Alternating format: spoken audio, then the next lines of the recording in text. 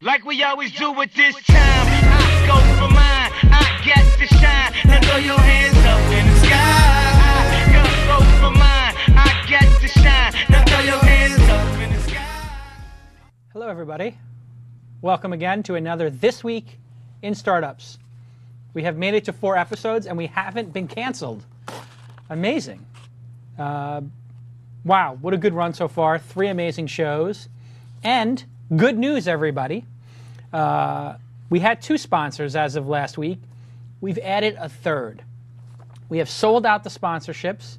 You cannot make money in video on the web. Video on the web is a disaster. But somehow this humble podcast has sold all 3 sponsors. Everybody knows that Ustream is a sponsor. Ustream TV provides the actual incredible video casting that you're watching right now. And you can create a Ustream account very easily. I have one. You can log in with your Facebook. You can start tweeting it. It's a great service. And any of you can go make a show just like this in really like almost HD for free. And what's better than a price of free? Our second sponsor, I'll bring them up right now. You know them from the first 3 episodes. They've been with us since the beginning. As a matter of fact, DNA Mail emailed me after I tweeted that I was thinking about starting a podcast and said, we love your email newsletter, Jason. We love what you're doing. We've seen you speak, blah, blah, blah. A lot of nice things they had to say. And they said, we will sponsor Blind. That's my kind of sponsor. That's called faith. It's also known as respect. It's good respect. DNA Mail, you will respect them when they save you a ton of money. My guest is laughing. What, am I too good at it? You will respect them when you don't have to waste tens of thousands of dollars on an exchange server, and you let them waste tens of thousands of dollars on an exchange server, and you get the benefit by using their hosting for a couple of dollars a month per user instead of paying for $30,000, $40,000, $50,000 servers and then some IT guy to screw it up and read your mail, because you know all the IT guys are just going in there and reading your mail. You know that, right? They're just going in there. So you use a party like this, nobody can see it. It's locked down. So you go, DNA Mail is on my screen. Pull them up for a second so we can give these guys a little plug. And there they are, DNA Mail. And check out this new feature I have here. I can actually zoom in on a part of the screen. There's DNA Mail's logo. And here's their email, Microsoft Exchange. Look at all those incredible features. Wait, you don't like Microsoft products? That's okay. Jason will zoom out. And then Jason will move in on the Google products. Yes, and they'll host your Google stuff as well. So thank you to DNA Mail for being a sponsor. And hey, guess what? We have another sponsor, WebSpy. Oh, WebSpy. This is a great product. WebSpy, as you can see on the screen, it allows you to monitor what the heck your people are doing at work. And you say, well, I want my people to have the freedom to check their Facebook and all that stuff. So do I. I don't want to be that draconian guy, that boss. You can cut back to me because I'm giving the sales pitch. There you go. I don't want to be that guy. You don't want to be that guy who's over your employee's shoulder saying, like, how many minutes did you spend on Facebook? You know what's a better solution? Guilt. And that's what WebSpy will let you do. You can give that report to your employees and they can monitor themselves. Employees don't want to, your team members don't want to take advantage of you spend 3 hours a day on Facebook, but they might be. I might be. I might be on Facebook 2 hours a day. How the hell do I know? Well, now I know because of WebSpy. WebSpy, total transparency. You know what you're doing every day at work. And you know, hey, I'm going to limit myself to 20 minutes on Facebook or Twitter a day. This way my boss is not getting a raw deal. And you can also filter stuff and not let people go to playboy.com or, you know, Twitter or Facebook if you want to ban stuff and be that guy. It's okay if you're that guy. You may have an educational thing. You could be that guy. Or you could be the other guy who says, I'm going to let my people choose how much time they spend. So, amazing. 3 sponsors. There are no sponsorships left. If you email and ask for a sponsorship, we can't help you. Well, maybe we could. Can we have a 4th sponsor, Tyler? If it's, Fortune 500, we might make room. We might make room for a 4th? I sort of feel like the whole show is going to turn into a commercial. But most importantly, my friends who are on Twitter right now, also known as the Jason Nation. The Jason Nation, I'm pulling them up here on Twitter. I will pull you up on the screen multiple times during the show. And you will put #twist, TWIST, on your tweets, and then I will pull you up. And your job is to interact with me and give me great questions, and to give me great questions for our guests, for Ask Jason segment, make fun of people in the Deadpool, and most importantly, you're going to thank the sponsors. Thank the sponsors for providing this incredible opportunity for us all to get together every week. This is a professionally run organization. We got like a 4-camera shoot in here. If you can see the light package in here, I mean, these lights cost $5,000. I didn't pay for it, but they do cost $5,000. And the TriCaster, $10,000. It's not easy to put this stuff on at this level of quality. The sponsors make it happen. And what you need to do is you need to say thank you to DNA Mail, Ustream, and WebSpy for sponsoring Pound Twist. Thank you, thank you, thank you, thank you. And if you look on my screen, I bet you people are doing this. People are going to go and they're going to do that. So we appreciate you doing that. All these people checking out Twist Live, Jason Nation, Woot Woot, watching another great episode. Thank you, thank you, thank you. And thank you to Ustream, DNA Mail, and WebSpy. Everybody knows the first segment of the show is? First segment of the show is, Tyler? Ask Jason. There it is. Wow. And you can see we're really spending big on the graphics here at... Did a 12-year-old make that or a 5-year-old? That was hysterical. All right. We have Chris Kessler on the phone, and I am going to put him on speakerphone. Here we go. Chris is watching at home, and that is the speakerphone key, I think. We'll press the button here. Let's see. Okay, Chris. Hey, Jason. Hey. So turn off the sound on your computer, obviously, so we don't get that double echo thing if you haven't already.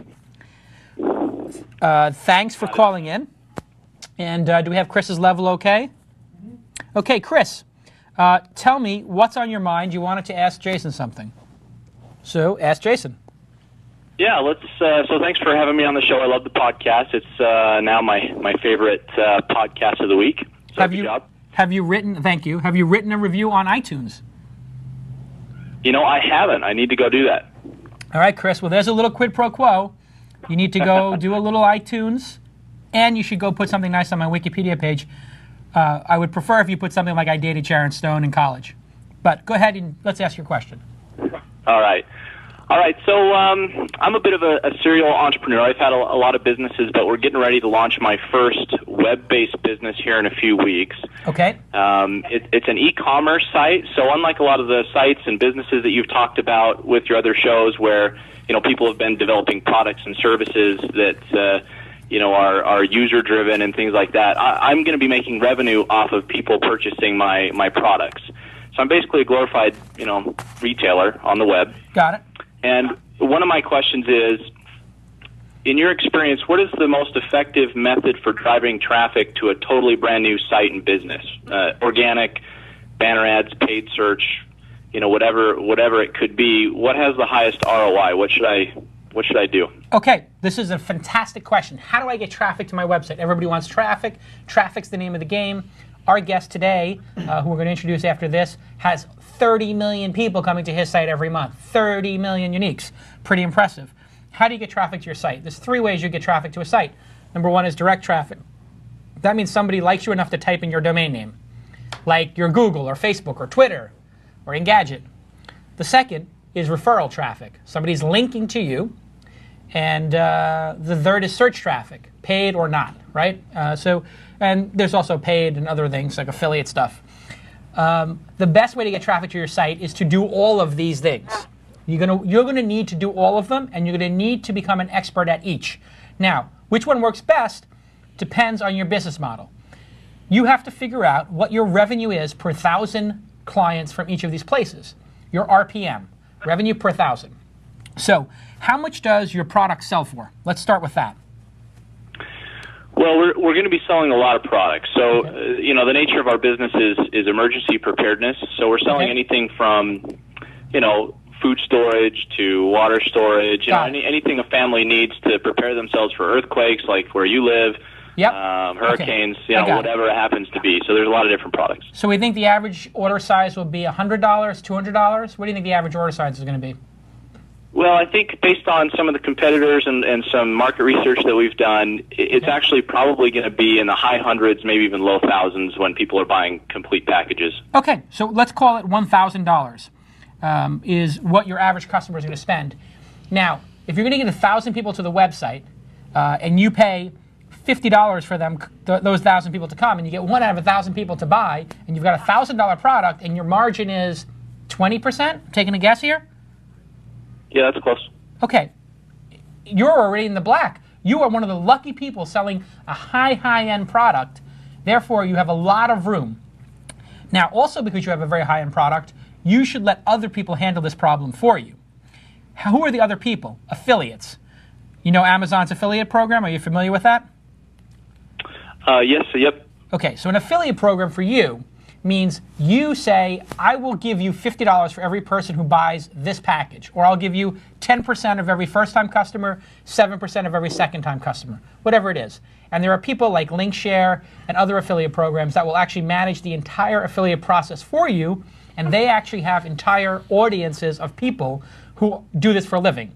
And they will go make landing pages and all kinds of crazy stuff, SEO the hell out of it, get it linked to, buy traffic, do the arbitrage on your behalf.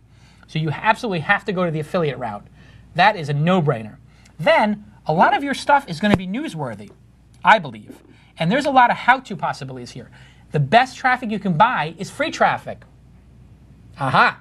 It's free, right? How much does free cost? Chris? That'd be nothing. Okay, good. I'm getting a little worried there, Chris.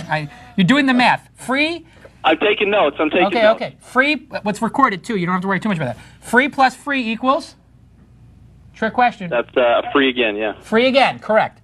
So, how to prepare for an earthquake. You need to write that how-to article. You need to rank for it. How can I prepare for an earthquake?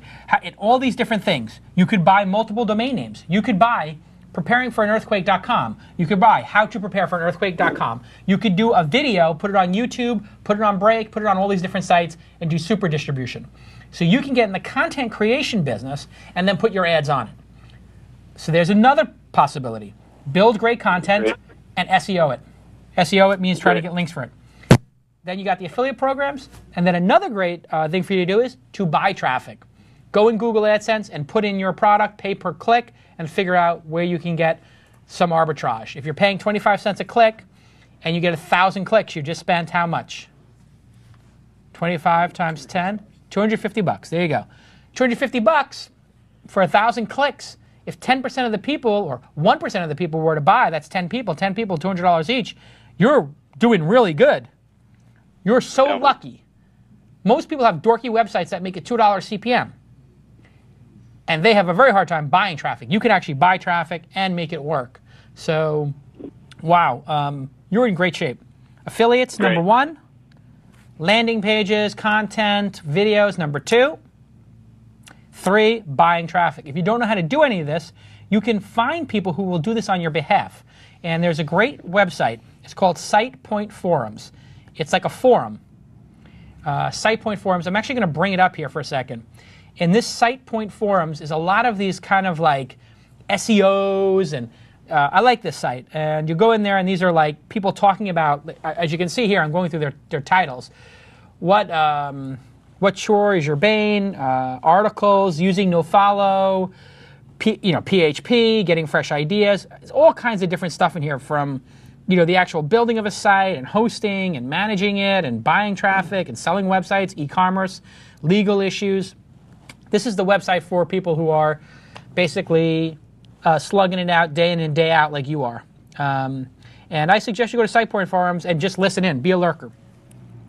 You're going to do great. Do you want to say the name of the site yet, or is it still in stealth? No, we own the domain. We're getting ready to launch. It's actually called preppin.com, preppin.com.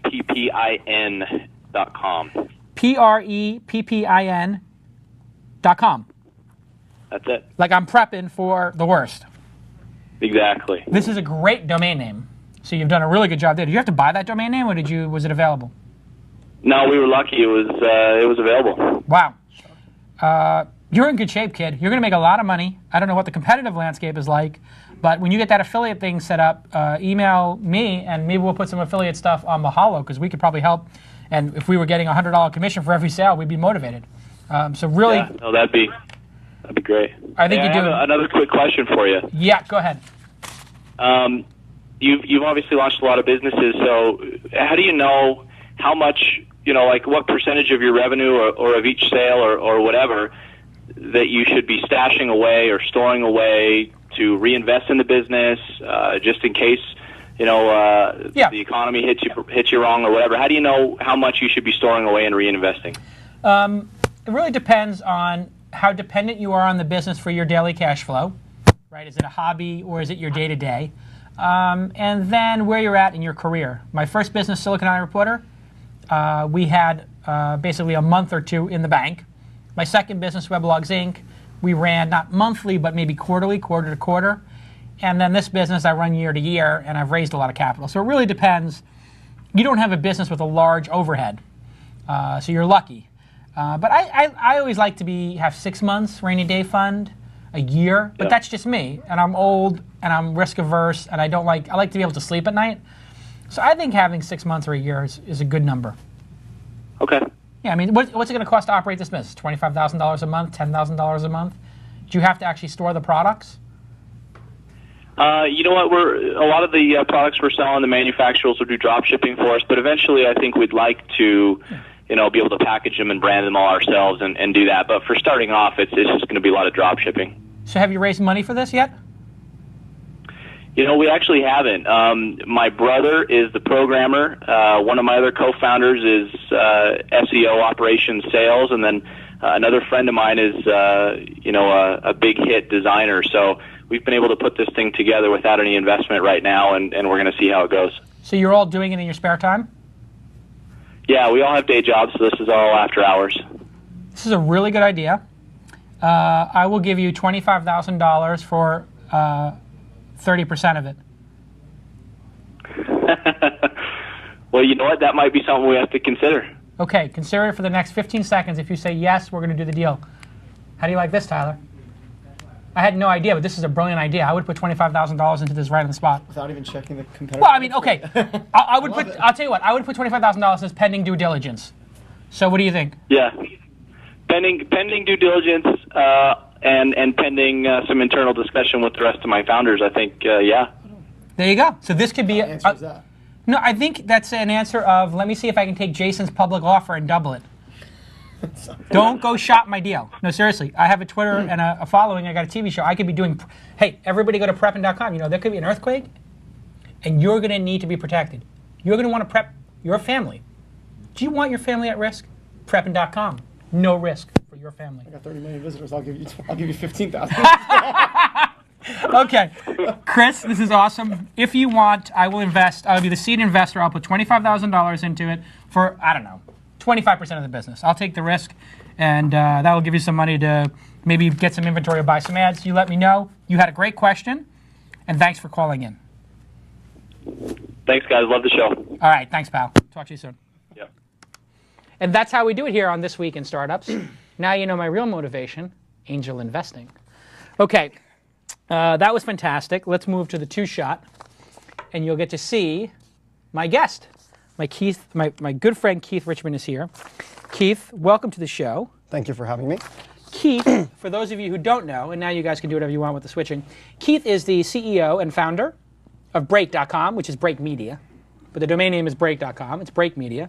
And BreakMedia, for those people who don't know, is I'm going to pull it up on the screen here, just so we just say it right up front, and you guys know that I'm picking people for the show properly, people who you can learn from, because I know you're entrepreneurs. Can we pull up my screen here, and we can keep it very real for a second? I mean, that's real right now, because look, whoop, global people, whoop, 29.5 million, and then, how about this for a boop? Wait, how do I pull back? Okay. Ranked number in the United States, there it is, nice and big, 133. And that's just one of our sites. Well, that's the Break Network. It says Break Network right here, right? Now, Break.com, I think, is probably by itself. Really? So anyway, welcome to the program. Thank you. You're an entrepreneur out here in Los Angeles. You guys have been killing it. When did you start the company, and why did you start the company? So the company started really in the beginning of 2005 when we were looking online, and we were looking at the way that traditional men's brands like Maxim, Comedy Central, Spike, were building websites and web properties targeting young men.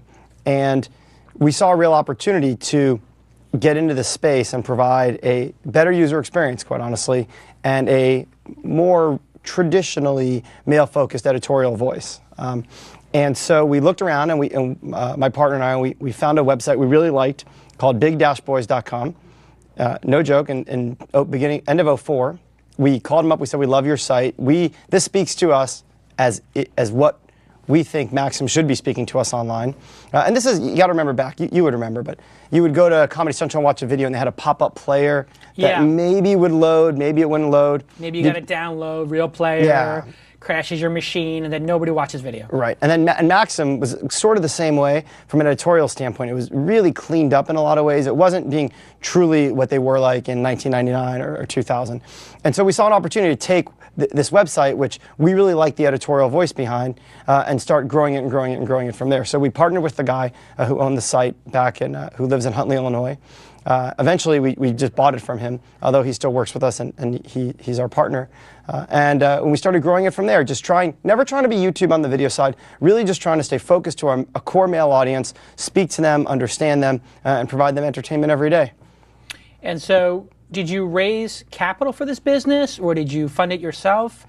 So we self-funded it at first, and then early on we were focused on revenue. It's odd for a startup, but when it's your own money going into the company, you tend to be more focused on revenue than otherwise. And within a few months we were generating real revenue, real by those standards, $25,000 a month, $30,000 a month, and then soon that became enough to cash flow it. When we couldn't cash flow it, we would just put more money in. But we were always focused on building the business sort of intelligently. So this is like 5 years ago. This is 4 years ago. And you're what, like 38 years old or something? 37 years old? 36 now. You're 36. So you were 32 at the time. Yep. What did you do before that? Were you a business guy before that? Were you a trust fund kid? What's the story?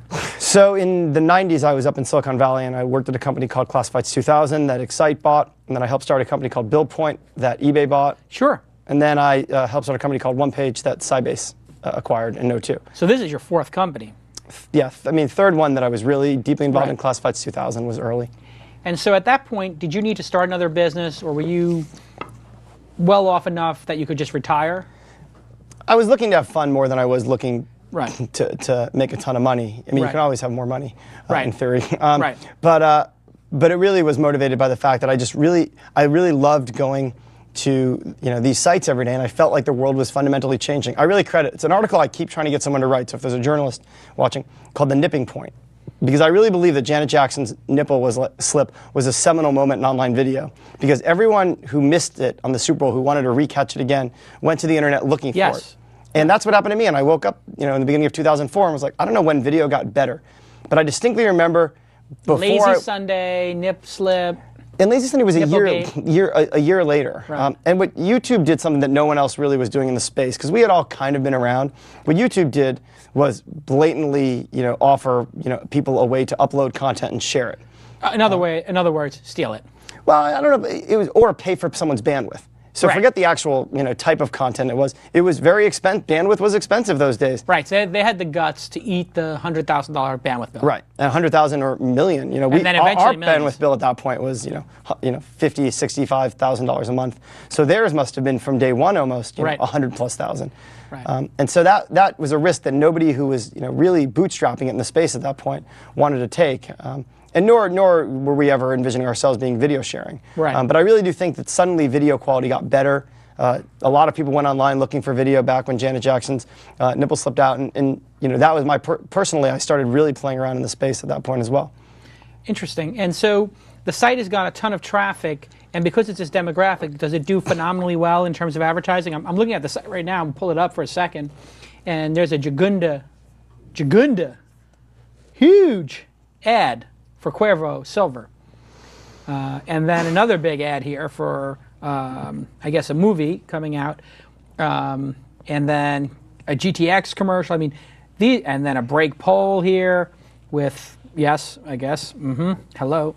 And what's going on here in terms of the advertising? Do you get a much higher CPM, or do you just have a lot of traffic and you make it that way? Is this? So backing up a minute, as a company, what we try to do is provide users great content. We really try to provide users great content on Break, and then across the other sites we own. So we own a site called Holy Taco, which is humor, Chickapedia, which is celebrity-driven, All Left Turns NASCAR, Caged Potato, which is mixed martial arts, and Wall Street Fighter, which is finance. So we try to provide daily editorial coverage and reach and engage the audience that way. On the advertiser side, we try to provide them the most effective ways to reach and engage that audience, and that could be through, homepage takeovers like the one that you showed. It could be through branded content, which we're doing a lot of. We've done original series this year for Cheetos. We've done one for Castrol. We've done one for the National Highway Traffic Safety So this is Association. more than just selling banners. Right. You're actually doing integrated content. Right. We're doing integrated solutions, is the way I would say it, because so it's with not that- always content driven. What does that buzzword mean? You hear that a lot. Integrated, contextual, this, Right. that. What, does that mean you just do the creative for the company, or does that mean instead of running banner ads, you ask them what's the point of the banner ad and then try to solve it? Yeah, I mean, to a certain extent, it means partnering more with your advertisers and understanding whatever metric it is that they're trying to accomplish, and helping work with the agency to identify what assets you have to enable them to do that. So if we know someone's trying to, everyone's trying to sell a product ultimately. Right. But a lot of times we want to increase brand awareness of a specific product that we're launching this month. Right. So for Kentucky Fried Chicken, I've seen a lot of ads going around now for, their grilled product, right? They're trying to go after El Pollo Loco with a grilled product.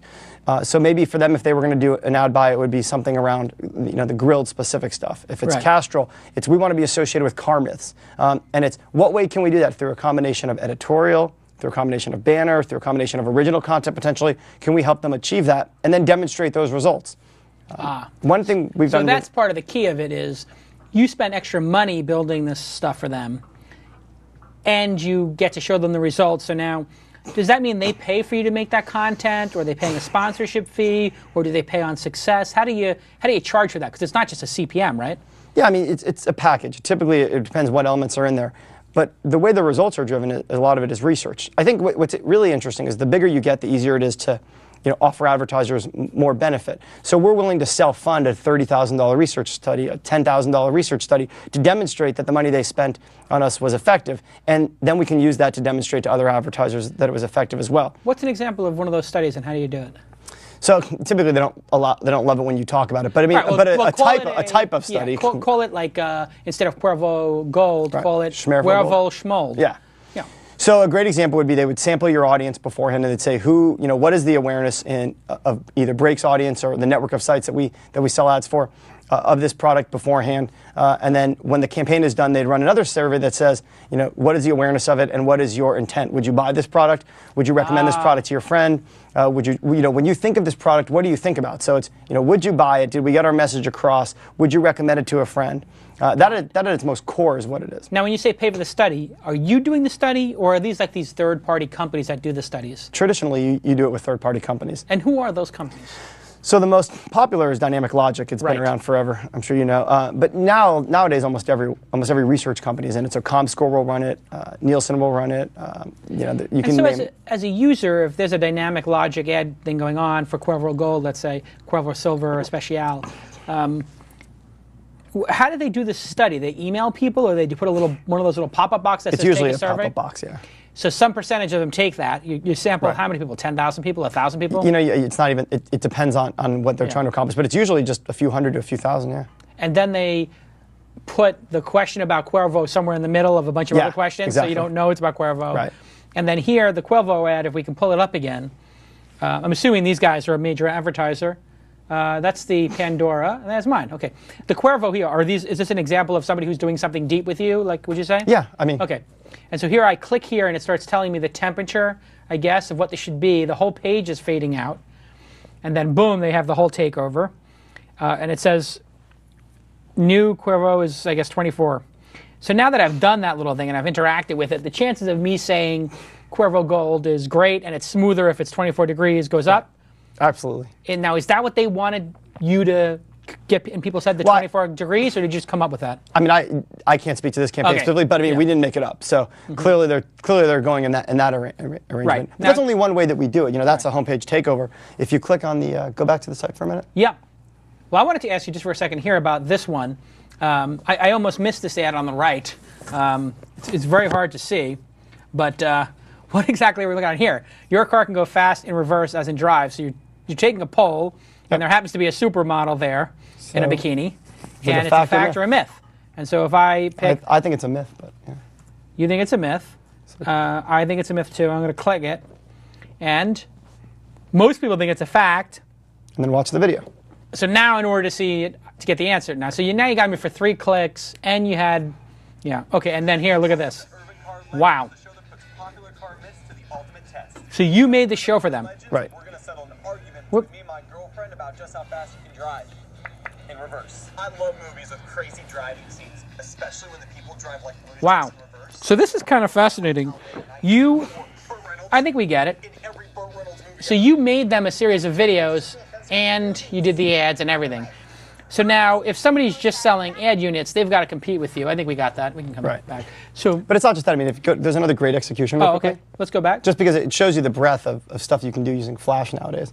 So if you scroll to the top, click on the dance flick one. Okay. And all of these things have permanent presences on the site. So these are not just one promotional unit. So here you can actually control how she dances. Oh, I see. So if I say, oh, you know, this is just like that, the thing that, what's his name did? This is like not the guy who did Juggling, the evolution of dance. the Evolution of Dance guy, a little bit of that. But who is, it's Subservient Chicken. It's got a little Subservient Chicken. And it's also got the guy on How to Dance, who was the famous podcaster. What's his name, Tyler? Zay Frank did something like that. So So you can just switch. You get the idea. yeah, I get it. So you can Cabbage Patch. You can do whatever you need to do here. I got it. And you filmed this in your office. Yep. Now, is this a professional dancer, actor, or is this just somebody? No, this is a professional break Yeah, I was dancer. going to say, this is a pretty Yeah. good Cabbage Patch. Yeah. Wow. That's pretty impressive. Okay, so... so really, when you think about your company, you have two... every company's got something they're good at. Yep. You're good at getting boys into the site. Yep. Men, young men, men who think like boys, whatever. Right. And you're good at really making content that serves the goal of the advertiser. That's the business. Yeah. I mean, in a way, it's part and parcel of the same thing. We're really good at understanding an audience of men, and then we're good at helping advertisers leverage our understanding of men to sell their products. And we think of ourselves as a media company, though, because if you look at the business, we now create content which we distribute. We have content partners, by the way. We don't create all our content. We have a deal with the NBA. We have a deal with Hulu. We have a deal with Right. Video Jug. There's tons of deals where we distribute other people's content, so we can produce, acquire, distribute. One thing we didn't talk about is since the beginning of the time we started the company, we've actually been acquiring content and licensing content from our audience. So we own a library of 2,000 clips. If you are a user who happens to film something great, we are almost unquestionably the best place to make money on it on the internet if it's a one-off clip. We'll pay you anywhere from $200 to $1,000 typically to license or buy your clip. So we're acquiring, we're licensing, we're creating, and the creating is becoming a much bigger piece of the business. So this person here with the jet ski empties a swimming pool, like this idiot who puts the jet ski in the pool and is fooling around. He's got the kid on the top of the jet ski. You sent this guy $200. $200 to $1,000, yeah. Right. So does that mean people are doing stupid stuff to get paid? Are they like contractors now, or No, I mean, or is it just like honestly, are people sending it in, or are they like, I can make a really funny clip like Punk'd, or what's the other show, like College Humor? Yeah. Is this now becoming like a category of work for people to do? What's the show where people do stupid stuff and hurt themselves? America's Funniest Home Videos. That? Yeah. No, the one with the movie with the guys who would do Jackass. So is it sort of like, are there a group of contributors who are regular contributors, or is it all one-off? No, it's almost all one-off. Oh, okay. Yeah, I mean, the reality is people can smell it when it's fake, and so it never works to really fake it. It's, the difference is between now and 5 years ago is everyone's got at least one video camera with them at almost all times. So you're just seeing a higher volume of stuff. It wasn't like we didn't do dumb stuff when we were kids. We did tons of dumb stuff. We just didn't have a camera. Right. Now everyone's got a camera. So it's a little scary that way. Wow, yeah. This guy, near fatal parachute. Oof. So how do you deal with these things being copied and put on YouTube then? Or do you? Well, YouTube is actually a distribution partner of ours. So, it'd be very old media of us to get very upset about that. And you kind of recognize the world we live in. So you claim it and you point to it? Nowadays we do, yeah. Yeah. How does that system work for you? So we've only been doing it for a few months. It Right. seems to be remarkably effective. I've got nothing but respect for YouTube, to be honest. So I think they do a great job at most things. It's a very nice statement about YouTube.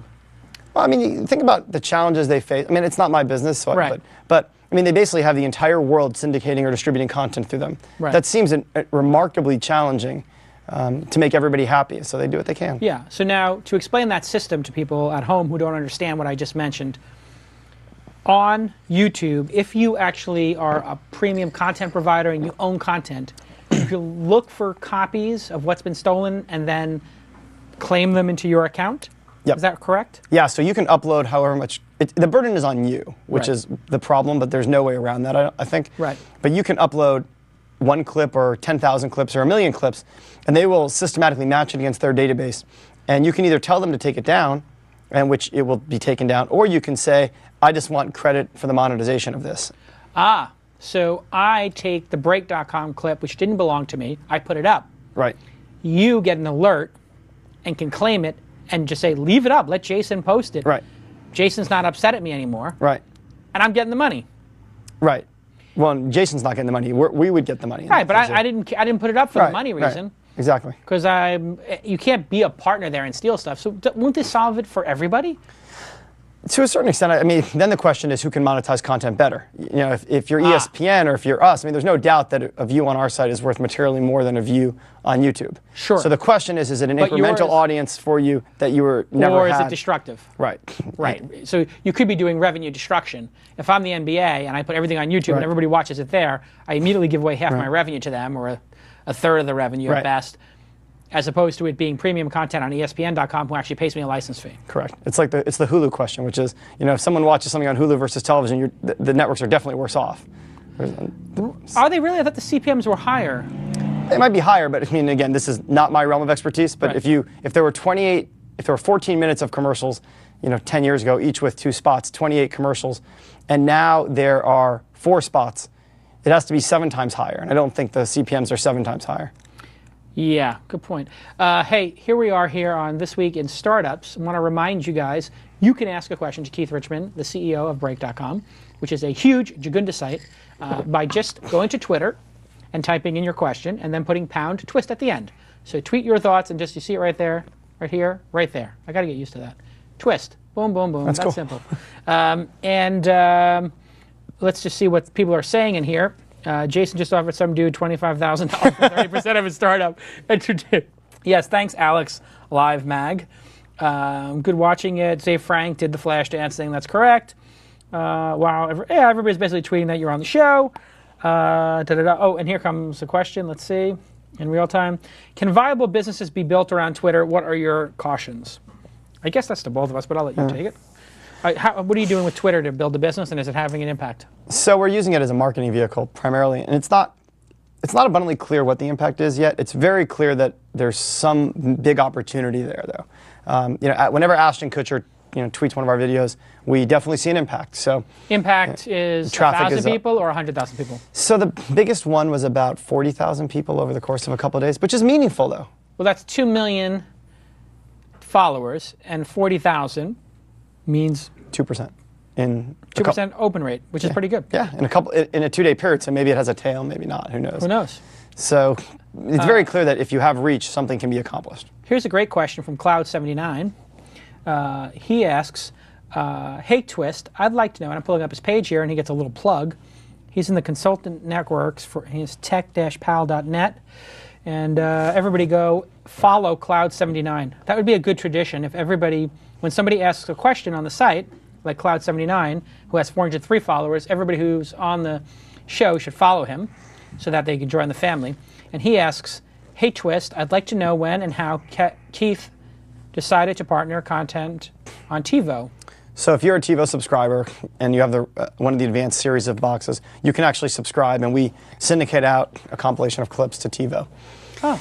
And it's a great question. The answer is we don't really know where this world is headed, and we like to try to partner with as many people who distribute content as we can, because it's just not abundantly clear what the world looks like and who's going to dominate. And you know, everything to us is an experiment. And the bigger we get, the more we evaluate those experiments, quite honestly. But TiVo's a great brand. A lot of people are very loyal to it. They reach a large number of people. And for us, it was an interesting way to try programming. And no downside risk. No downside risk. So Delona here asks, why the name Break? And Delona has 62 followers currently, and I'm following them now because they're part of the Twist family. So now Delona now has 63 followers. Why the name Break? And did you buy that domain, I take it? Yeah, we bought it. So we were named Big Boys, Big Dash Boys. It wasn't even Big Boys. Great domain. Yeah. Got the dash right in the middle? Yeah, it was very effective. Well, we tried to get the domain without the dash, and somebody was squatting on it, and we lost in domain court. But it didn't really matter. Domain court is a very nebulous place, by the way, if you've ever been. What did you do? You claimed that you had the trademark? Trademark, right? Because we had the trademark, but you go to domain court, and there's not really like a trial. You send a bunch of letters back and forth, and the burden of proof is very high. It's almost impossible to get, unless you're McDonald's. Yes. And the URL is not owned by Jim McDonald. You're going to be in a lot of trouble. But so we were trying to find names that we thought connoted what we were trying to do with the site, which is help guys break out of the monotony of their day, help guys take a break, and so we went out and we sought names of that ilk, and we were lucky to find Break and acquire it. 5-letter domain name. I'm guessing you paid $75,000. You can keep guessing. We paid less than that though. Oh, well, that's great. Yeah. Less than 50. We're trying to help entrepreneurs here understand the business, but okay, less than 75, we'll take it. To help entrepreneurs, now is a great time to buy domains, because what I found in the last 6 months was, and this is going to sound terrible, but the economic crisis. A lot of people own a domain and they just own it, and they get offers all the time, but they never want to take them. Right. But the economic crisis has created a need for a lot of people who just own 1 or 2 domain names that might happen to be premium to get cash in. So names that were clearly getting turned down before, we're now getting people who are like, well, I was going to sell it for $20,000, but I'll take 8. I'm getting that too, because I own a lot of domain names, and I've been getting a lot of people who I had offered domain names to previously coming back. Yeah. Like I like the number domain names. I own 20.com, 20. That was the original name, Mahalo. And I wanted to buy some other numbers, and now the same people are coming back. Instead of 100, I'll take 50 and whatever. And I saw hybrid.com was on sale for $1 million. Then I got another email, $500,000, and then I got an email today, $250,000 for hybrid.com. So obviously even Toyota doesn't want hybrid, because they're like, well, why would I buy hybrid.com? There's going to be no more hybrids. Everybody's going to be driving a Tesla. Okay, here's another question from Heiko Hebig. We know this person, don't we? Yeah, Heiko Hebig's in Germany. Yeah. Hey, Heiko. Gentrify this. I like that. And Heiko says, is Break.com's ultimate goal, and he's got 2,300 followers. This is a real deal. And I'm going to start following him, because he is the real deal. The real deal. Now he's got 2,312. Is Break.com's ultimate goal to become the next Playboy.com minus the nudity? No, I mean, it's to be the ultimate men's entertainment brand. Maxim. So if you think Playboy is that, then it is, and it's more Maxim, Comedy Central, Spike. But yeah, when people think of entertainment and for men, whether you're an advertiser or user, we want you to think of either Break or one of our relevant properties. Okay, question for you. Playboy was recently, people speculating they're going to go bankrupt, they have huge debt. If you could buy Playboy for $50 million, the brand, would it be worth it? Probably, but you can't. I mean, Playboy's not going bankrupt. Right. Maxim might go bankrupt for a lot of financial reasons. Playboy's got a lot of assets. They got a lot of things that, the mansion, a lot of reasons they won't. The brand name. Yeah, and it's not abundantly clear that they're not worth a lot because of the brand name. What's clear is the magazine is in trouble. Right. But they've got, their real estate alone might be worth $60 million. Right. Right. So you've actually looked at it. Well, I mean, I'm always interested in knowing who's doing stuff right and who's doing stuff wrong. And everyone does a lot of things right. Their financial structures now might complicate things, like was reported with Maxim. Right. So also you've probably watched the whole Penthouse / Adult Friend Finder. Yeah, that's crazy. IPO or whatever. That was the guy who I knew from New York. What was his name? Mark Bell, who had Bell Technologies, I think. Is he the one who bought it? Yeah, I think it was Mark Bell. He went on to do an ISP or something. Somebody will correct me on the Twitter stream. But they bought Adult Friend Finder for like $500 million, and they were going to IPO everything, and it just fell apart. Fell apart, I guess. You guys financially raised some venture capital? No. Never raised venture? No. So that means you own 100% of the business? Well, we took on Lionsgate as a partner in 2007. So we sold them a piece of the company and put some money back in, but we never went the venture route. So Lionsgate Strategic bought whatever, some small percentage of the company, but significant, I guess? Yeah, they bought 40%. Perfect. So Lionsgate owns 40%. Lionsgate is the movie company. Right, they're just on the block. Does Saw and everything up here. Yep. Guy Mike runs it with the Bulldogs, nice guy. It's John Feldheimer runs it, Michael Burns. Nice guy. He's a great guy. I met him a couple times. Why is a movie company buying 40% of an online company?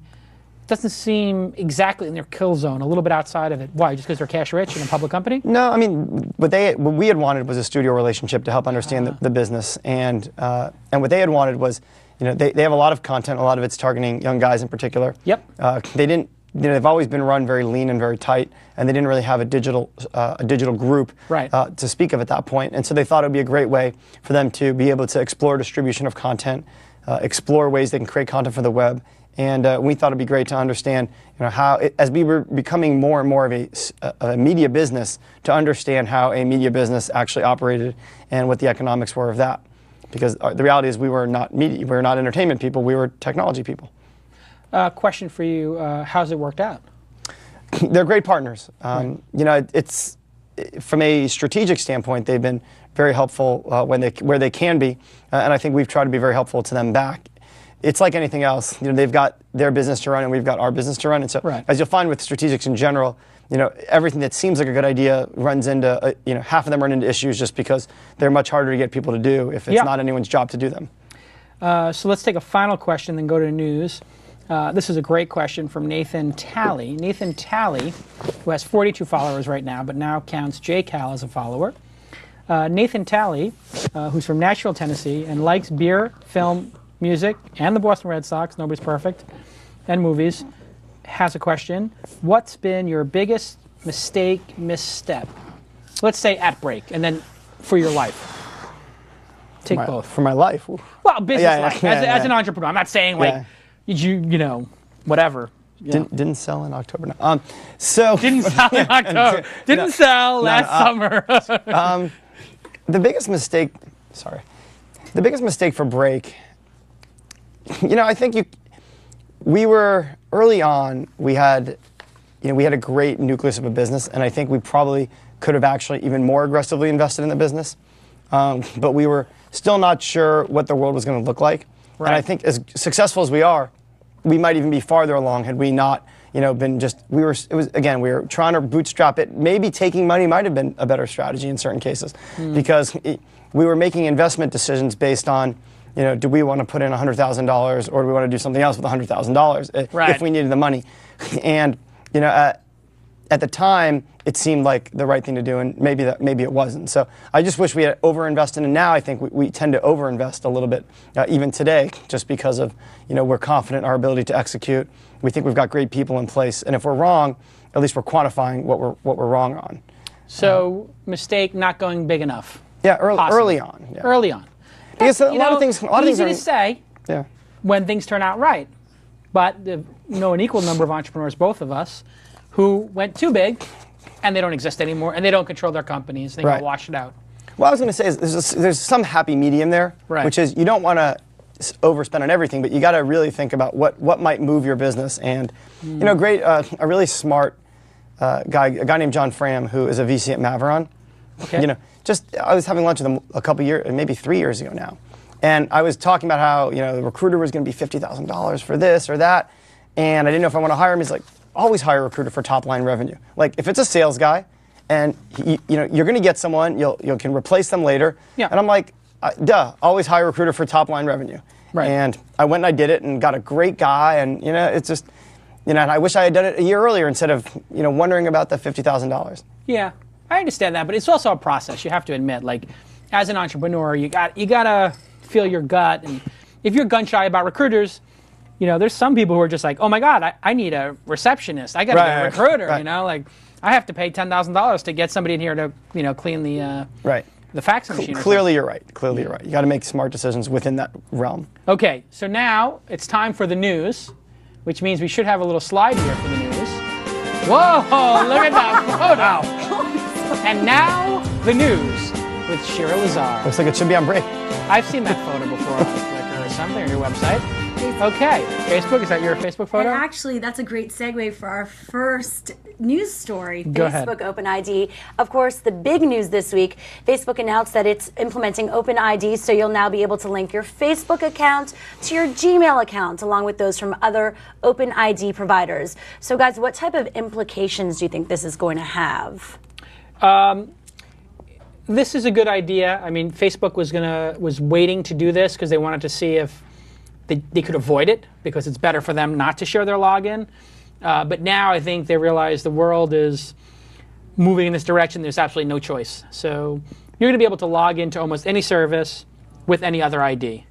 And that's better for users. I mean, especially like the second tier sites, like you really don't need to have a Break.com login or a Mahalo.com login. It's going to be like basically 3 login services: Facebook, Twitter, Google.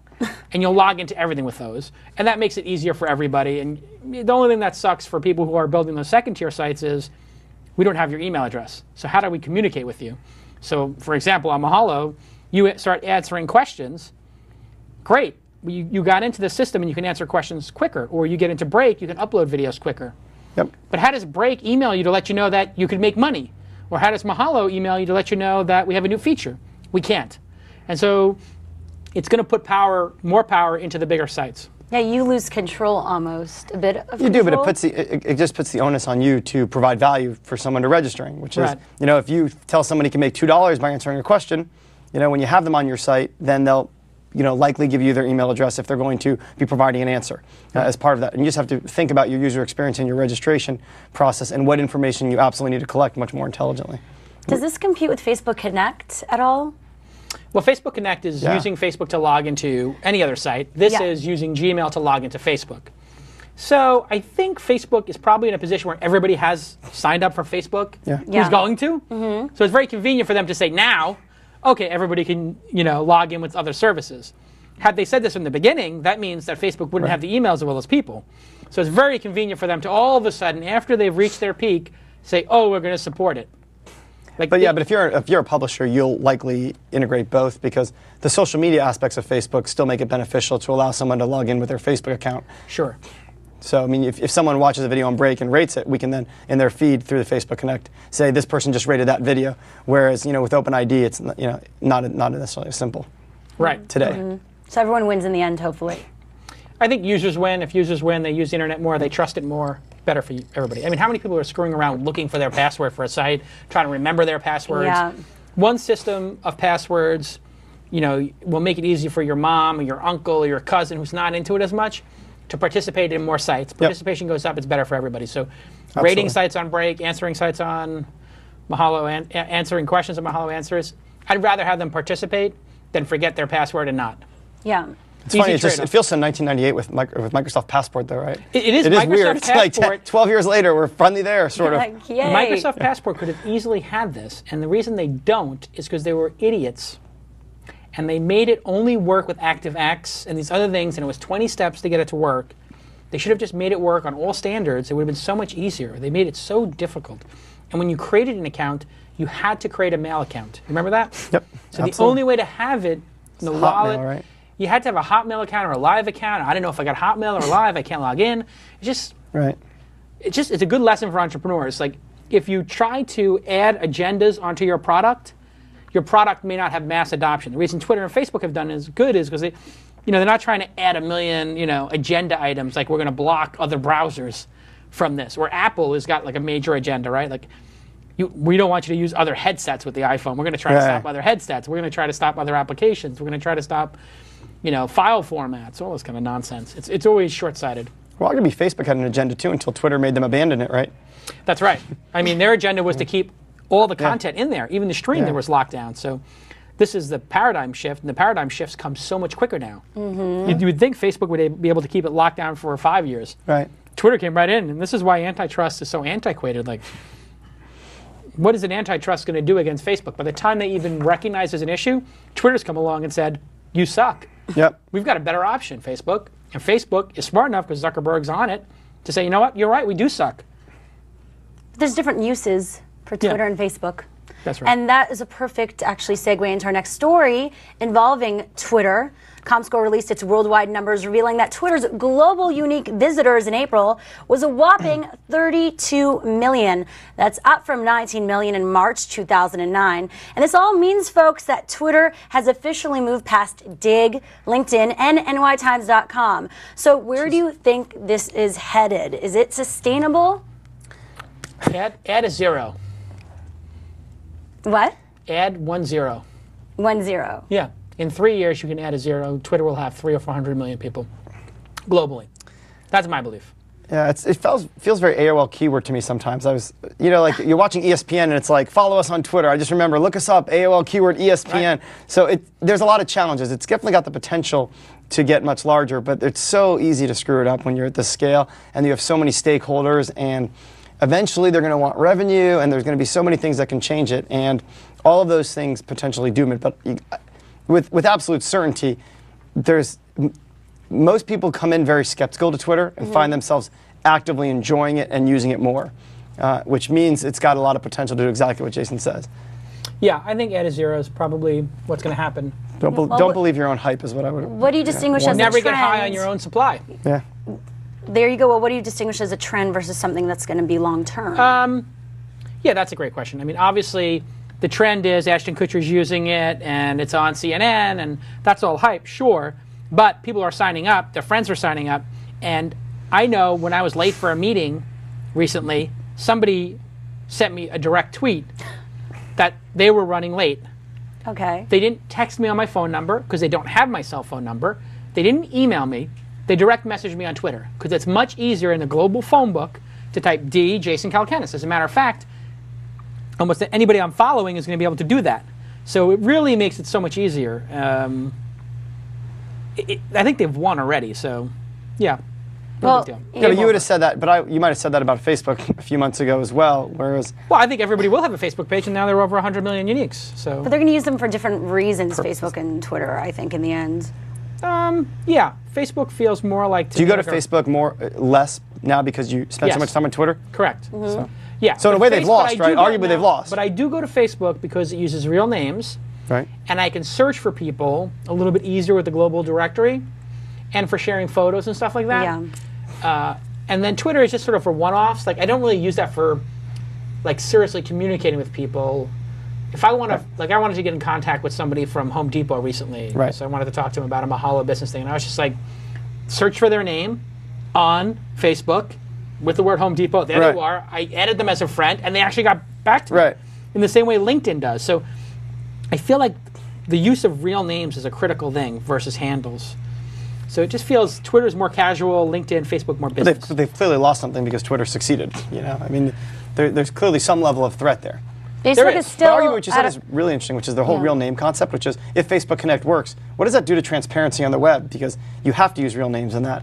So would someone at Mahalo answer something, honestly, would somebody at Break comment on it? They'll always have the ability to fall It's back interesting. to. Yeah. It is though, and in Korea, in order to sign up for a social network, you have to use your social security number. No way. Yep. Yeah, because there's been too much bad behavior, and so now they're like enough bad behavior. If you want to apply for these, you have to use your social security number. That's pretty cool. And it would be cool if there was a choice. It's a little sketchy, like for whistleblowers or whatever, that everything's being tracked. You should be able to. I think what should happen is you go into Facebook. There's one Facebook which is like the level of certification, like this is really me, right? And I pay to be certified or something, and then everybody else who's not certified. And if you're not certified, I can either check a box to see trusted, untrusted. Right. And I think there's going to be a fork in the web where there'll be the trusted web and the untrusted web. Right. And if like 4chan, and this and that, dig comments, untrusted, and then this level, trusted. Well, and it would be by choice. Yeah.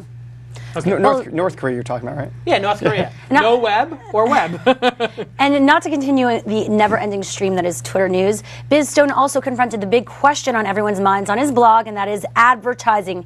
He notes that they would prefer to stay away from ads, at least initially, but they do see the value in having the commercial use of Twitter, and that includes account authentication, management tools, and discovery mechanisms. Now, what do you think of this as Twitter's revenue model? It's a great first model for them to have premium accounts. I've been asking for a premium account for 2 years. There's many premium features that are obvious, like the ability to put ads on my page, the ability to pass page rank on my page, the ability to design my page in a more customized way, change the layout, metrics, like to put Google Ads. If I could put Google Analytics on my Twitter page, it would be genius. Also, open rates. I've got 70,000 followers. How many opened the link that I sent? All those kind of things that secondary services are doing will be very valuable to Break.com, to me for my personal account, to JetBlue. Me too. I would benefit from it even too. Right. So I think what you'll see is a $500 a month account for people who want a really serious pro. And this is not going to be for individuals. Everything will be free for individuals. And then this massive professional $500,000, $5,000 a year that everybody will have to buy if they're going to use it for business. It'll be well worth it. I'm going to get mine for free anyway because I've done them a lot of favors. You better give me that for free, Biz. And advertising will come, and advertising will be in the search results. You do a search for Starbucks, Starbucks will be the first link. Follow our, and they'll pay. Doesn't that take it away from democratizing it all, like the whole concept of Twitter, though? Well, it's just one. It's the first tweet will say, okay, follow Starbucks, and they'll pay 10 cents for every follower. But by the way, that's exactly what they said about search when GoTo started launching, paid search results, right? Which is, who wouldn't have, going back to prepping, who wouldn't have been psyched on Sunday night when there was a 4.7 earthquake to have seen an earthquake preparedness kit next to the 900 tweets I saw in 1 second, for earthquakes. So that guy would have killed it, right? And we would have been happy because it would have, that exact moment when we cared, we would have actually done something to prepare for the next one. And since we're the investors in Preppin, we would have been pretty psyched since I'm putting in 25 and you're putting in 15 and we're going to own 40% of that company. And I don't own anything, but that's okay. Keep going. Online streaming radio service that a lot of us use, Pandora, has revamped their freemium model yesterday called Pandora One. For a subscription fee of $36 a year, not too much, Pandora One offers a desktop app, high quality streaming, a personalized look without ads, of course, a mini player, and extended player timeouts. So are people going to buy into this? Is it going to be worth it enough to pay $36 a year? I think I'm going to pay. I love Pandora. I didn't know what, I heard about it, but I didn't know what it was. But the way you're explaining it, when you start playing the Kanye West stream, you can fast forward like 3 times, and then it's like, that's it. Now you just have to listen to streaming radio. So what they're saying is you can unlimited forward and maybe go reverse. I like that. I would pay $36, and I guess they're going to give most of that to the company. So yeah, I think they'll get 1% of the audience to do it. They could have 100,000 people subscribe to that. I love Pandora's great. I love Pandora too. If you have a party, or you just are like, I don't know a lot about music. I don't have time to research it. Like, I know I like Everything But the Girl because I heard them in 1996. But my musical taste stopped 10 years ago. I like Bob Dylan. I like Everything But the Girl. I like Kanye West. I like Jay-Z. Everything else, I don't have time. So I'd rather just start with one I like and have them tell me you'd like these other things. So I think it's a brilliant service for people who don't have time to read Rolling Stone or, record label or other websites about music. Do you use Pandora? I do. I mean, I do think I think most people will pay for something. The question is just how many, and does it make it worthwhile to support the product? I bet he's right. I think it actually does work, and they get enough people. I think they'll be actually pleasantly surprised by the number of people that pay to subscribe. It's better than XM radio, too, because XM, absolutely. The reason I got into XM was like, I could put on this station about this niche vertical, but it wasn't, it was the hip-hop station or the folk music station. It wasn't the Kanye or the Bob Dylan or the Jackson Browne. And maybe you like Jackson Browne and I like Dylan and you like, some other folk artists, but we don't agree on that. We each want to start our journey. So it's a brilliant product. And I think this would be a great product for XM to buy. If this is part of the XM and you could actually make they could afford it. If they could afford it, might be valued at whatever. higher than XM. Or this is another thing would be Pandora could go to a private equity firm and buy out XM. Because if I could have one subscription, also think XM and Pandora would also be great things for Netflix to own. So why Netflix hasn't bought Pandora already? Because it is available on some of these streaming boxes, right? Like TiVos and stuff like that, Pandora. So it really, Pandora should be the software, built into TiVo or part of Netflix on demand. That would be so smart, your iPhone, actually. For that matter. They have an iPhone app right huge now. iPhone app. It just needs to be part of. Can the business survive? Aren't the economics so much they lose money on every stream? How does that work? I think they think they're going to break even with the advertising. They pay per stream kind of a thing, and it's just hard. I think because the advertising revenue is down. Music's a tough vertical. Yeah, it sucks. So Pandora, we love you, and I'm going to pay. Yeah. The problem is people can't pay for so many things. You only have so many. So what's going to distinguish what are you going to pay for from what you're not going to pay for? How much you love the product, and how much money you have. And at a certain point, it's not even the money you have. It's the psychic decision-making to commit to something. Like, I love audiobooks. I have Audible subscription, whatever. But then I tried that other one with Simply Audiobooks, and it was just too much. I'm out of subscriptions. I can't manage any more subscriptions to anything. I don't want to pay for anything else on a subscription basis. And I think people get burnt out. Like, I want to cancel my Netflix at this point because I don't use it enough, and I'm kind of bumming about it. You know, it's like, oh, they just sit there for 3 months at a clip. So I think a lot of people are going to have that experience of it's just too much. So it'd be one bill. It'd be better if Netflix and your cable bill and all these things were just one. So there has to be some more consolidation to make it easier for people. It would People remind pay for me to utility, pay for though. my bill. People pay for utility stuff too. I mean, like utilities, like if it helps me accomplish a task faster or better, or saves me Sure. money, Sure. people pay for that. But there's not that many of those. Well, that's why it's nice in other countries where you have your mobile phone. You can pay for things with your mobile phone, whether it's a can of Coke or whatever. There's too much friction in subscriptions, turning them on, turning them off. Like, it would be great if when I got my cable bill every month, or DirecTV in my case, because I hate cable and I love DirecTV, but if my DirecTV had Pandora on it, and I could log in and I would be on DirecTV and be like, Pandora, XM this, and like 5 other services, and I could just check them off. What a wonderful experience that would be for people. And if it was, I have the DirecTV subscription, I only need to pay $3 for each of these other services, since it's incremental revenue for them. It'd be so much easier. No more paper. Yeah, well, they're Everything stopping that. online. Yeah. Stop the paper. Absolutely. All right, and now we're moving on to the Deadpool. That is the most disgusting pool I've ever That's seen. an ugly pool. Ugh, I would never want to go into there. I like how they're playing tabs in the dead pool. TailRank. Are we continuing on this? Yeah. TailRank, an automated news aggregator trying to compete with the companies like TechMeme, announced that they're going to be shutting down but keeping the Spinner platform that supported it alive. Oh, Let's see it. well, Yeah, TailRank, as we see here. there you go, TailRank. So TailRank. TailRank goes into... It's going down. It's going into the Deadpool. Should I throw it in there? I think you're allowed to throw it Throw it. Oh, when I hit You killed the dolphin. So TailRank is done. But it's keeping Spinner, the platform that supported it, alive. Is this a good move? Well, TailRank was like a, for people who don't remember, TailRank was Memorandum, which was TechMeme, news aggregator. You really don't need too many of those. And now they've moved to business, so you're going to be able to, from what I understand, download streams of blogs live, like Technorati, but better. So I think that this one is good. This one stays in this one stays. So this is a great lesson for entrepreneurs out there. If the consumer thing doesn't work, business to business might. So we'll keep this here.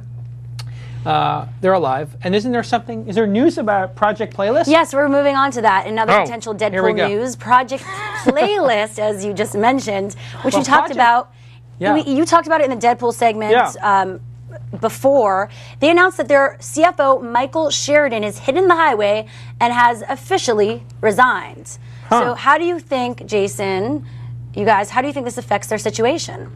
Okay, so when we last saw Project Playlist, which is right here, I left it teetering on the Deadpool, as you can see, Keith. Yeah, there you go. It's a very professional show.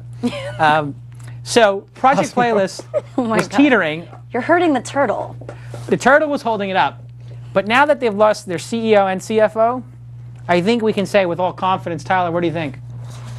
Thrown in the pool. They're dead for sure. Okay, well, they're in. Aww. Sorry, Project Playlist, you're in. Sorry.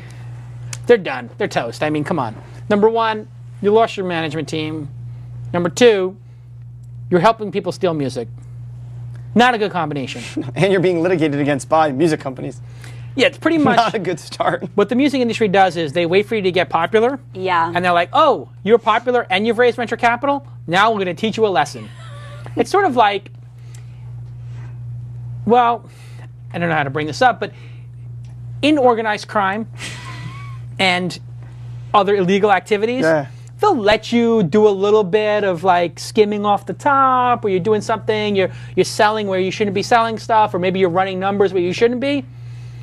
The mafia guys are not going to come down on you like the minute you do it.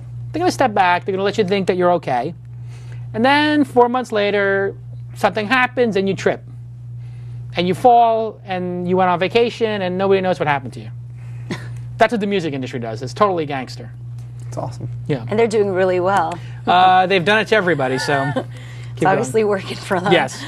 Tesla Motors, a favorite of yours, Jason. Is it do you like the Tesla Motor Company? I like the motor company. I do not have a Tesla car. You don't have a Tesla. Maybe you could Keith. hook him up, Jason. What kind of CEO are you? Well, they're now worth. With 2 kids. Oh, okay. Not exactly a practical car. No.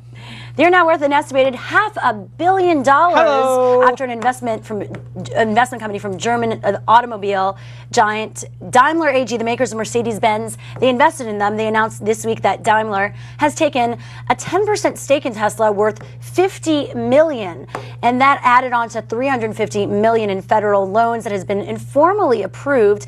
And the company seems to be obviously smooth sailing since it was down to just $9 million in cash late last year. So how significant is this for their future and the industries? This is a big deal. Yes, it is. Obviously. This is probably the best automotive manufacturer in the world right now. Toyota, them, whatever. It's a big vote of confidence. It's a lot of cash. Tesla was on its way to profitability this year on the Roadster, and they really want to get going on that four-door. So they might have been teetering on the Deadpool. They might have been close, maybe within a quarter or two of getting there. Now, they've got enough runway to go for a couple of years, and they're going to be fine. They still have a lot of execution to do. I have a Tesla, obviously. It's a great car, but like you're saying, it's not practical if you've got a family. They got to get that four-door car out there and go from selling 1,000 cars to 20,000. And now with Daimler, it seems from these releases, they're going to be doing a smart car. And they had 1,000 prototypes, and now that's going to go into full-scale production. I think, forget about the $50,000 Tesla Model sedan, which I'm getting. The smart car for $20,000, $30,000, 100 to 200 mile range is the game changer. And Daimler owns Smart. This is all about smart cars. Smart cars take up less space, and battery power, the whole thing is just going to work incredibly. What Tesla lacks is mass production skills, right? They've never made 100. They've only made 500 cars in their history as a company. Daimler's made millions. So Daimler now could take what they do really well. Tesla can take what they do really well, put it together. It's just peanut butter and chocolate. It's gonna be good. I'm very psyched about it because now I know my Tesla Model S's are actually going to arrive. Which, who knows? They could have gone out of business earlier. So I would say peanut butter and jam, but yes, peanut butter and jam. so this is a good partnership in the end.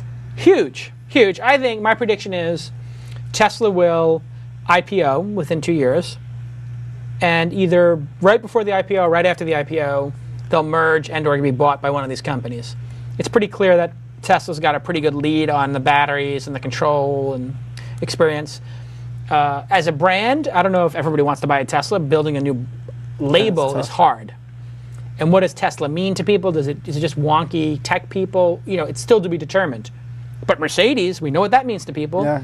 And smart cars, we know what that means to people. And the Mini Cooper, we know what that means to people. Like when they start building those cars electric with Tesla drivetrains, batteries, whatever. So why bother building the cars? That's, I think, probably, I have no insights. I mean, I know Elon pretty well. But I would think that there's probably a very big debate over that. Should we even be making cars? Right. But the truth is, if you're just making the drivetrains, you're basically leaving it up to Detroit and these other automakers. I don't think they would have done it. They would have sat there and looked at the technology and said, that's cute.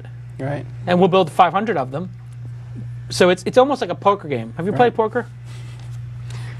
Yes, I've played poker. Yes. You played poker at my house, actually. I did. How did that turn out for you? Did you lose? You were up. He's drinking water. I was up. You were up. It was a good game. Did you double up? I did well. I think you doubled up. I did really well. Yeah, Keith did well at my poker game. Took a lot of money off of. Who'd you take the most money off of? Pollock or? That was that night probably. Yeah. Ouch. It was a tough game. Was the competition tough in that game? Yeah, it was great. I mean, there's always a couple suckers, but yeah, he's talking about the CEO Celebrity Poker Game in Brentwood. Thanks for inviting me. It's a friendly neighborhood home game which starts at 510 and ends at 5,000, 10,000. Nice. Kind of BS. I tried to keep the lured game you small. in. I said it's a $500 buy-in, and then people showed up with a lot more money. Yeah. Anyway, what were we just talking about? Talking about Tesla and Poker we'll Tesla. move into poker. Yes. So the idea on the poker thing is, I think it's a big high-stakes poker game. Yeah. We're going to build the cars, or you're going to build the cars. We keep building them. We got these out.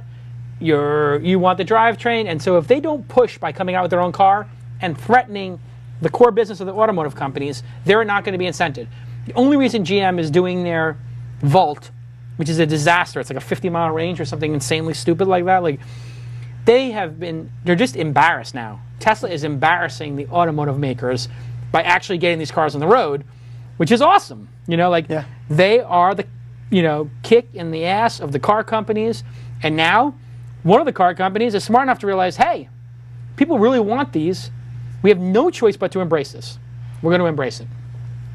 Yeah, it takes innovators to push traditional companies to make something happen, which is almost a sad, unfortunate thing. Yes. But at least now it's happening. It's happening. And speaking of another gadget we might all have at our fingertips shortly, involves a new Apple gadget. More evidence of the Apple tablet Surface today. TechCrunch is reporting the screen size is up to 10 inches.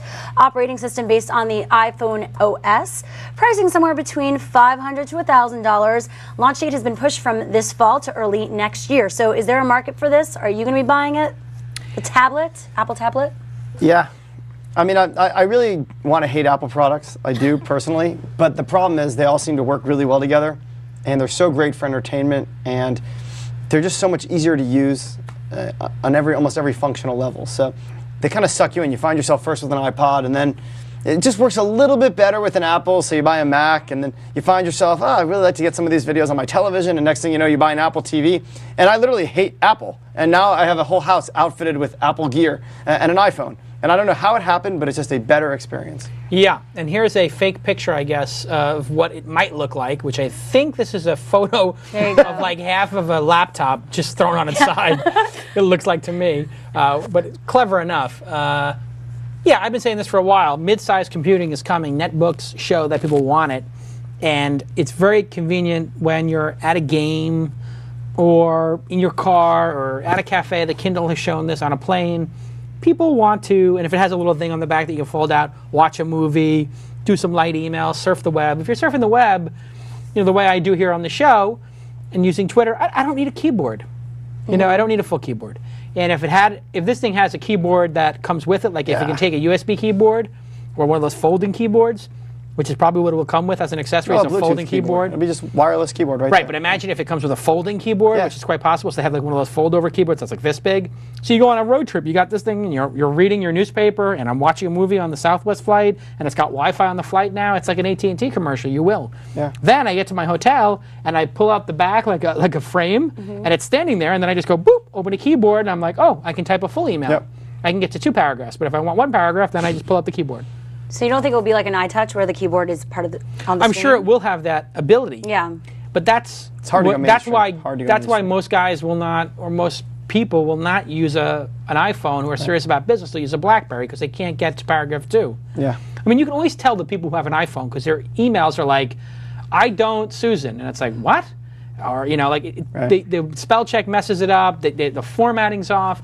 When you get a BlackBerry person, it's like 5 paragraphs, bullet points. I mean, it's designed to write long emails. I could write a blog post and have on my BlackBerry many times. But the iPhone guys will always tell you, no, it's just as good. It's just as good. That's why I only write 4-word emails. Oh, you get used to it. Yeah.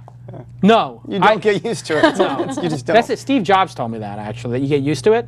No. I tried for 2 weeks. Yeah. He's like, you have to trust it, Jason. It just did. And I was like, I trust it. It doesn't work. Yeah. And I don't know, I'm looking at my fingers like, is there something wrong with me? I can rock a BlackBerry all day long. I'm a BlackBerry user. Have you heard about the Kindle app on the iPhone, the new one? You can read books on the iPhone. Yes. People don't read books. It's a problem. I read books. I think. Do you read I buy books. That's actually. I buy a lot of books. Somebody who's a CEO at a startup company, when they say, I buy books, but I don't read them. CEOs always buy a lot of books. Yeah. They say, I'm going to read these on my vacation on this flight. Then they get on the flight, and they're passed out or they're catching up on email. Yeah. They never quite get to the book, or I read the first chapter. I can recommend a lot of books I've bought, though. Very good. Very good. All right, is that it? We're done? That's it for the news today. Sherry, you did a great job. Keith, thanks for joining us. Thank you very much. Everybody who's on Twitter, let's do a final Twitter check here. Everybody do a little pound twist. Poker analogies are great. Thank you, Paul. Was the pool guy... Okay, anyway, a lot of you participated on... Rate the show. Oh, rate the show. Rate the show. You must rate the show. Rate the show on a scale of 1 to 10. Right now, and put pound twist at the end. while you're doing that, I am going to once again thank our sponsors briefly. WebSpy. Everybody thank WebSpy in their tweet. Thank you, WebSpy. DNA Mail. We love you for being a sponsor. And of course, Ustream. We love you guys for sponsoring as well. And also special thanks to Leo Laporte, who does This Week in Tech, for allowing me to use This Week in Startups. He gave me his blessing. I didn't have to ask him. He didn't have to do it. And of course, the scores are coming in: a 6, a 7, best new podcast of 2009, 9 out of 10, a 10. Oh wow, 10. Very good. Okay. Whoever gave it a 6, Hot Lou. Hot. That's harsh. If you work at Break and didn't give it a 10, Minneapolis, upcoming. Who is this guy? Give me a 6. Hot Lou? I mean, look at your picture, dude. A 6, really? What's this guy? Oh, Minnesota Twins. I want to see. Born with wrong genitalia. This guy, look at the stuff he's tweeting about genitalia. and he's hitting on iJustine. Is he really hitting on Jai Justine? Yes, I see it. Tell Brian. And say Kara Hot 2 or Hot Lou or whatever. Coach High School. Oh boy. Hot 2. I think you like iJustine a little much. What about Shira? Oh wait, 15 more came in. Like 10 seconds. Oh. 7. We always get 7s. 9. We love Leo. I love Leo. 7. 9.5. Love 8. the news, and I love the news. Ah, somebody loves the news. All right, everybody rate Shira's performance on the news. Thanks. All right, we're going to let you go. Good luck at you're going to go to the Lakers game? I am. Thank you. Awesome. Go Lakers. And Shira, thank you. You did a great job. Thank you very much Awesome. for having Thanks, me Jason. on. We'll see you all next week on This Week in Startups. Have a great Memorial Day. Like Bye-bye. we always do at this time, I go for mine.